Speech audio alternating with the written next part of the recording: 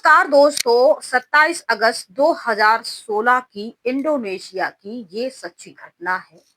इस कहानी को सुनकर आपका मन भर आएगा। बहुत ही इंटरेस्टिंग है। स्क्रिप्ट किए बिना आप पूरी स्टोरी समझिए। इतने सालों के बाद भी ये कहानी आज फिर चर्चा में आई है। उसकी वजह क्या है? क्या हुआ इस लड़की के साथ? कैसे ये अपनी सहेली के तन में प्रवेश करके अपनी कहानी बताती है? मरने के बाद भी ये इंसाफ की गुहार लगाती है। और इसके मरने के बाद 10-12 साल बीत जाते हैं, 13 साल बीत जाते हैं, फिर भी जो मेन आरोपी है आज तक लापता है। तो कैसे क्या हुआ है, पूरी कहानी आप आराम से सुनिए। तो होता क्या है कि दो सहेली होती हैं, बीड़ा और सना। दोनों आपस में बात कर रही थी। कॉलेज के बाहर, कॉलेज खत्म होने के बाद बात कर रही थी। तभी एक लड़का आता है, लकी।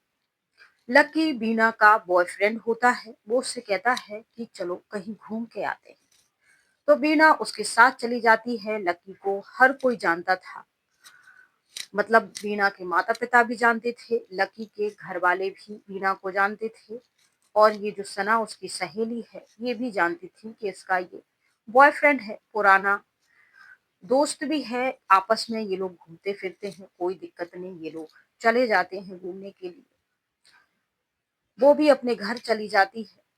शाम हो जाती है, 7-8 बज जाते हैं। लड़की जो कि 4-5 बजे ही वापस आ जाती थी। तो माता पिता को यहाँ फिक्र होने लगती है। वो शना को फोन लगाते हैं और पूछते हैं कि बीना कहाँ है। वो बताती है कि अंकल वो लकी के साथ है। यहाँ मैंने लड़के का नाम लकी, वैसे उसका रियल नाम एकी है। एकी के साथ वो गई है। तो एकी को वो जानते थे, सोच रहे थे कि चलो लड़के लड़की हैं, घूम फिर ले, कहीं मूवी देख ले या फिर खाना खाने निकल गए होंगे, 1-2 घंटे में आ जाएंगे, इंतजार कर लेते हैं। ये सोचकर माता पिता सो जाते हैं। और थोड़ी देर बाद जब 10-11 बज जाते हैं, देखते हैं कि अभी तक बीना नहीं आई है। तब जाके फिर वो लकी के घर पे, यानी एकी के घर पे फोन लगाते हैं, पूछते हैं। तो वो लोग बताते हैं कि एकी भी अभी तक घर नहीं आया है। दोनों परिवार वाले सोचते हैं कि वीणा के, एकी के परिवार वाले सोचते हैं दोनों साथ में होंगे, वक्त बिता रहे होंगे। और इस तरीके से ये लोग सो जाते हैं। सुबह उठ के वीणा के माता पिता उसके कमरे में देखते हैं। फिर से एकी के घर फोन करते हैं। एकी से घर वाले कहते हैं कि अभी तक नहीं आया। पूछने के बाद फिर थोड़ी देर बाद पुलिस स्टेशन से फोन आता है। ये लोग भी पुलिस स्टेशन जाते हैं, बताते हैं कि मेरे 2 बच्चे हैं, एकी और बीना, दोनों साथ में गए थे और उनका कुछ पता नहीं है। पुलिस कहती है चलो हम ढूंढते हैं, पता करते हैं। इसके बाद पुलिस कहती है आप एक लोकेशन पे पहुंचिए, हम आपको एक लोकेशन भेज रहे हैं।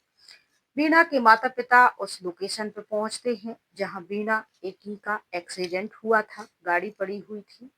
इन दोनों की डेड बॉडी को उठाकर हॉस्पिटल ले जाया जाता है। वहां देखा जाता है, पुलिस तो ले जाती है फॉर्मेलिटी के लिए। फिर दोनों को वहां डॉक्टर मृत घोषित कर देते हैं। उसके बाद फिर पोस्टमार्टम रिपोर्ट आती है। जो बीना का शरीर था उनको छोड़ देते हैं। बीना का जो शरीर था उसको देखकर ये इनके परिवार वाले चीख जाते हैं, क्योंकि उसके शरीर के दोनों हाथ टूटे हुए थे, हथेलियां, दोनों पैर टूटे हुए थे, सिर पर चोट आई थी और एक ही के भी सिर पर चोट आई थी। और ये एक पुलिस वालों ने ये कहानी सुनाई कि ये दोनों तेज रफ्तार गाड़ी चला रहे थे, खंबे से टकरा गए, एक्सीडेंट में दोनों की मौत हो गई। बात यहाँ खत्म होती है। लेकिन जो बीना थी उसकी डेड बॉडी देखकर ये लग नहीं रहा था कि एक एक्सीडेंट का केस है। हालांकि पुलिस ने जो एक्सक्यूज दिया, माता पिता को बॉडी सौंप दी। और जैसे ही बॉडी बीना के घर पहुंचती है, बीना की जो दादी होती है वो देखती है, देख के ही कहती है कि ये एक्सीडेंट का केस नहीं है। बीना के मोबाइल में भी कोई खरोच नहीं आई, गाड़ी भी सही सलामत है, स्कूटर, कोई उसमें टूट फूट नहीं हुई है। और इस उसकी जो बॉडी है वो ऐसे नहीं लग रहा कि एक्सीडेंट हो, क्योंकि अगर इतना भारी भरकम भयानक एक्सीडेंट होता तो गाड़ी क्षतिग्रस्त होती, उसके साथ इनके भी शरीर के कई हिस्से क्षतिग्रस्त होते। लेकिन वीणा के हाथों को और पाँव को जिस तरीके से जो टूटे हुए दिखाई दे रहे हैं, लग रहा है कि जानबूझकर इसको किसी ने करा है ये सब। खैर दादी बोलती है, सब परिवार वालों का वापस से ध्यान जाता है बॉडी पर, फिर क्रियाक्रम हो जाता है, जो भी है फॉर्मेलिटी पूरी हो जाती है। इसके बाद ये केस एक्सीडेंट का के पुलिस बंद कर देती है।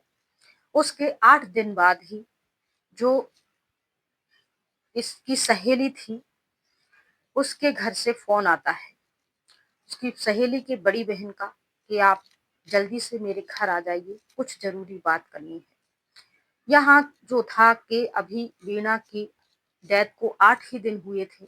परिवार वाले, दादी, परिवार के सभी लोग गाड़ी से बैठकर उसकी सहेली के घर पहुंचते हैं और जैसे ही बेल बजाते अंदर से आवाज आती है, मैं आ रही हूँ। आवाज बिल्कुल वीणा की थी। एक पल को ये सब लोग चौंक गए कि जिस लड़की को हमने अंतिम संस्कार अपने हाथों से किया, सब कुछ क्रियाक्रम करने के बाद सेम टू सेम आवाज उसकी इस घर से कैसे आ रही है। सब चौंक जाते हैं।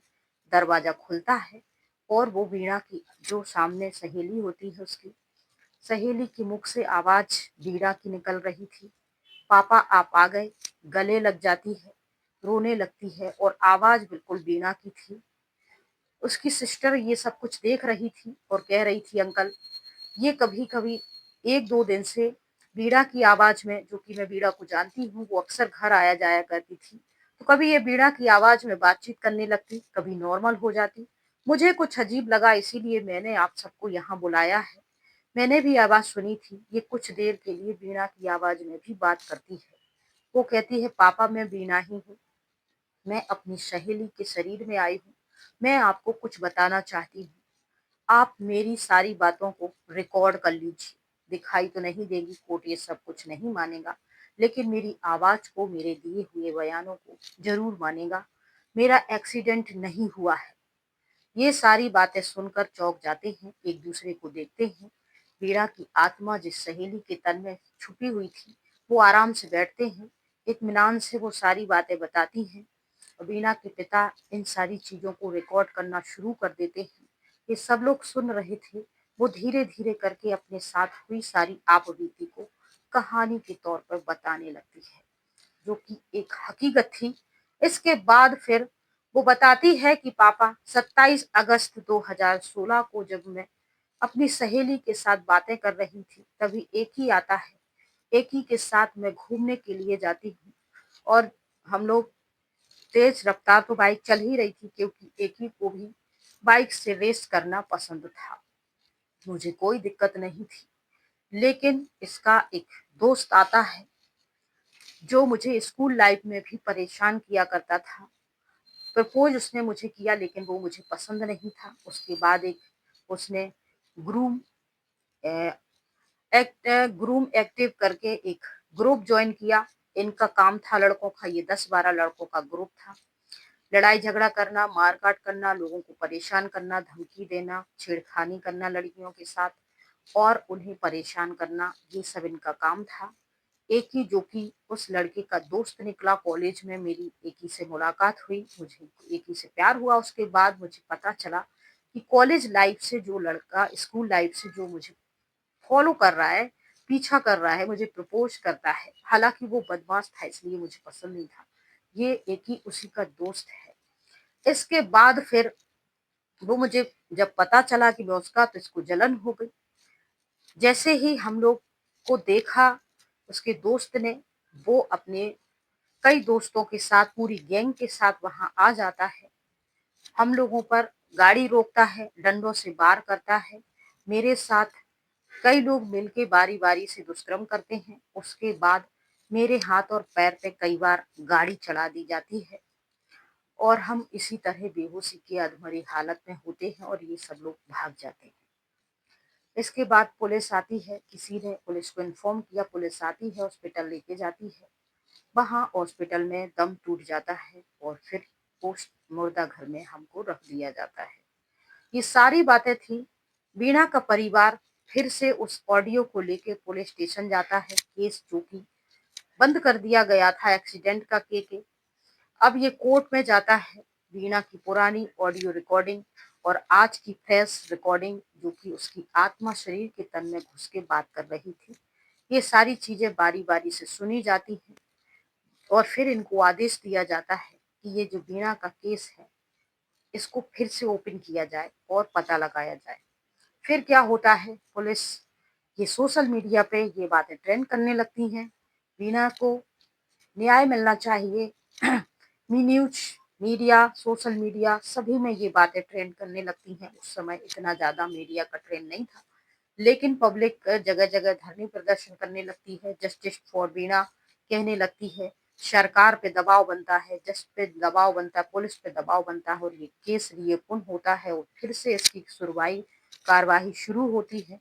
इसमें कई लड़कों को, वो जो उसमें बताया था 8-10 लड़के थे, वैसे उनके 12 लड़कों का ग्रुप था, लेकिन उस टाइम जब इन्होंने गलत किया था 8-10 थे। धीरे धीरे करके 1-2 लड़कों को पकड़ते हैं, पूछते हैं, वो मना कर देते हैं, फिर बार बार पूछते हैं, छोड़ देते हैं पूछ पाछ के। फिर पब्लिक का दबाव बढ़ता है तो फिर उनको पकड़ते हैं, खातिरदारी होती है उनकी और फिर अच्छे तरीके से पूछताछ होती है तो गुनाह कबूल कर लेते हैं।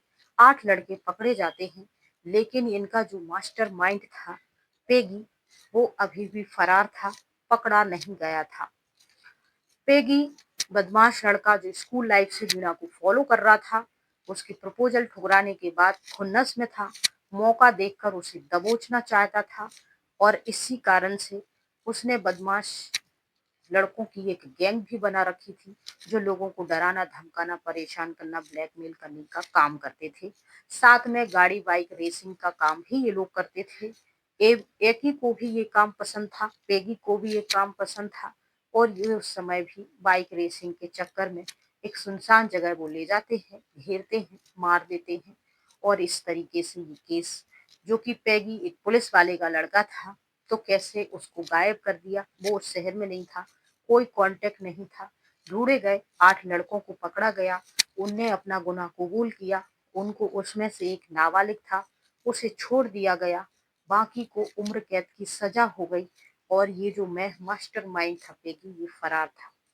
यहाँ न्याय मिल जाता है, एक लड़का जो पूरा था वो नहीं मिलता, केस यहाँ खत्म हो जाता है। पुलिस वाले कह देते हैं हम उसे ढूंढेंगे, देखेंगे, पकड़ा जाएगा तो हम पेश कर देंगे, उस पर भी जो होगी धाराएं हो जाएंगी। इस तरीके से ये बात यहाँ 2016 में खत्म हो जाती है। अब क्या होता है, 8 साल बाद एक डायरेक्टर जो होता है, वीणा के ऊपर एक रियल लाइफ स्टोरी मूवी बनाता है, मोटिवेशनल स्टोरी मूवी बनाता है। तो लोग कहते हैं इसमें वो सारे सीन दिखाई दिए जाते हैं, परेशान करना, मारना, लड़की को छेड़ना, उसके साथ गलत काम करना, गैंग बना के करना, ये सारी चीजें लोग पहले तो देखते हैं कि जब फिर लोगों को याद आता, अरे ये तो रियल वीणा की स्टोरी है, जो केस चला था। और फिर पब्लिक भारी भरकम मात्रा में ये मूवी देखने जाती है, देखती है। तो यहाँ इस पूरी मूवी में देखने के बाद उन्हें पता चलता है कि जो इस पूरे ड्रामा का मास्टरमाइंड पेगी नाम का लड़का गैंगस्टर था, वो तो पकड़ा ही नहीं गया। 8 साल बाद इस मूवी को देखकर लोगों के अंदर फिर से वीणा को न्याय दिलाने की उमंग उत्साह शुरू हो जाती है और फिर 2024 में फिर से धरना प्रदर्शन और जगह जगह पोस्टर लगाना और रैलियां निकालना। अब तो यहाँ सोशल मीडिया भी जम के काम करने लगी थी। मीडिया देश विदेश सब जगह की सोशल मीडिया पर ये जस्टिस फॉर बीना का जो केस है वो तैरना शुरू हो जाता है। उसके बाद फिर सरकार पे दबाव पड़ता है, फिर जस्टिस पे, पुलिस पे दबाव पड़ता है और फिर वो पेगी को ढूंढना शुरू कर देते हैं और फिर एक लड़के को गिरफ्तार किया जाता है कि हमने अब पेगी को पकड़ लिया है। पेगी को दिखाया जाता है, जब मीडिया के सामने, जब पब्लिक के सामने इसका चेहरा ओपन किया जाता है, तब फिर से पब्लिक भड़क जाती है।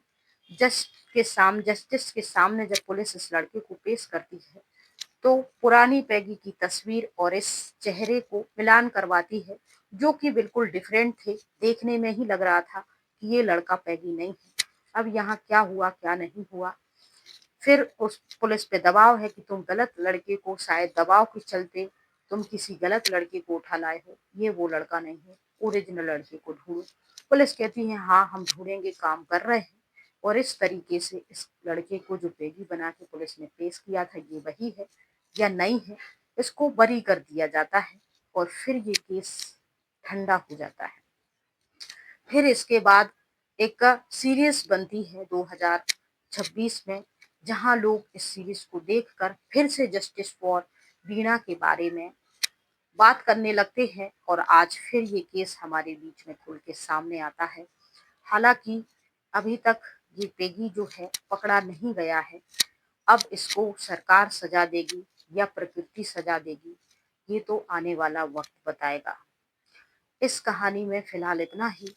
और कहते हैं कि अगर आपके अंदर कोई ऐसी सच्चाई है, आपके साथ गलत हुआ है और आप न्याय पाने चाहते हैं, तो आप मरने के बाद भी अपने लिए न्याय की लड़ाई लड़ सकते हैं। बस आपके आसपास के जो लोग हों, आप पे बिलीव करने वाले हों। रीना के भी परिवार के लोगों ने बिलीव किया, पूरी जान लगा दी, इस केस को रीओपन करवाया जस्टिस। हालांकि कुछ लड़कों को सजा मिली, आगे इस लड़के को सजा मिलेगी नहीं मिलेगी, ये तो ऊपर वाला ही जानता है। इस कहानी में फिलहाल इतना ही। जय हिंद, जय भारत, जय श्री राम।